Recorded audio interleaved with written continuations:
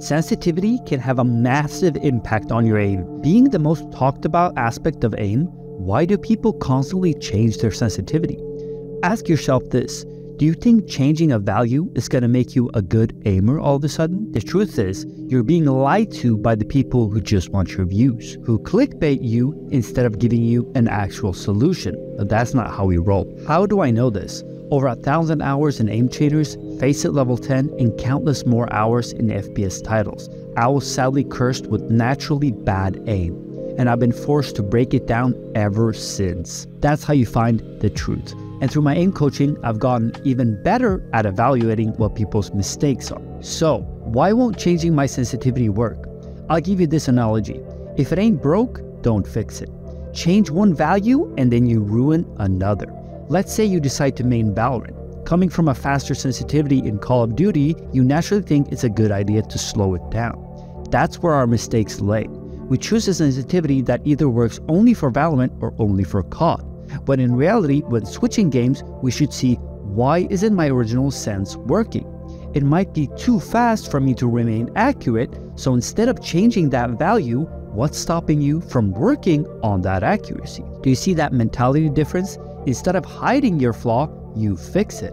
Changing your sensitivity will lead to it being broken in newer ways. Ways you now have to relearn. Not by you having to relearn your patterns, but having to relearn your weaknesses and strengths, which arguably take the longest time to master. What are your new weaknesses with this sense? How do I play better with my new sense? And many more questions must be tested. For example, lowering your sense might give you better flicking, but your tracking, which greatly assists that flicking, will now be off. It's less about being better or worse and where we can take the hit. So is there an ultimate sense? I theorize there isn't. Because whatever number you choose, something in your aim will be better and something will be worse. By figuring out what's worse and attacking it, will be leaps ahead of the people who change their strengths and flaws depending on the situation. Because we now know our aim and consciously work towards those weaknesses. So is it possible to constantly change sensitivity and have good aim? Yes. Everyone is different and different things work for different people. However, to the people who do decide to change their sense frequently, these people likely experience short-term benefit and take it to be actual improvement. You know when you change your crosshair and all of a sudden you play insane, only for the next day to play like shit? Yeah, that's short-term benefit and exactly what you're doing with sensitivity. Focus on the long term. If you play bad, record yourself and try to understand why. Remember, playing bad always highlights those flaws even more.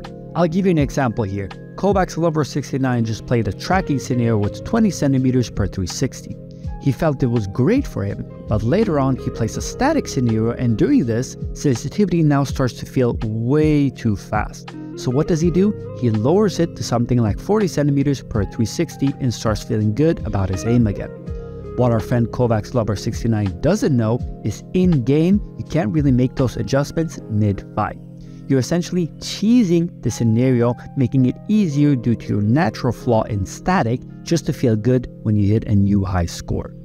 You need to have good aim in all fronts, and what he's experiencing is a high rather than an improvement. So I'll replay these clips for you a little bit, and as I'm getting this tracking kill, it's not just my tracking, it's also my static to get me that kill, it's my target switching to help me with the flicking, it's my dynamic to help me with that initial first shot accuracy, and so on and so on. So for BK, what about these studies that talk about neuroplasticity, for example?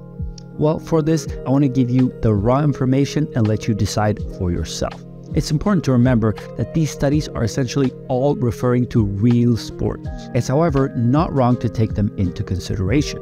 What these studies essentially found is that changing parameters, for example, in tennis practice, varying the speed of the tennis ball being shot at you will allow you to better understand the trajectory of the ball, since your brain is now forced to calculate and learn new patterns. There's nothing wrong with this idea. Just remember, you can make anything, including this video, sound the way you want it to sound. Nothing is good, nothing is bad. Only what works for you matters. I'd strongly suggest taking all of these studies and informations with a grain of salt, as AIM is such a brand new field. Scientists, if they do decide to study AIM theory, will most likely get it wrong in the first couple of years at least. These things take time to be perfected and understood. Even so, think about bodybuilding. A lot of science goes into bodybuilding, yet very little actually sticks. Most people just find out what works for them rather than being told or having it explained. If you enjoyed hearing the truth, do consider subscribing, joining my AIM training courses for more detailed information, or just chilling in our Discord. Thank you for being a part of this community.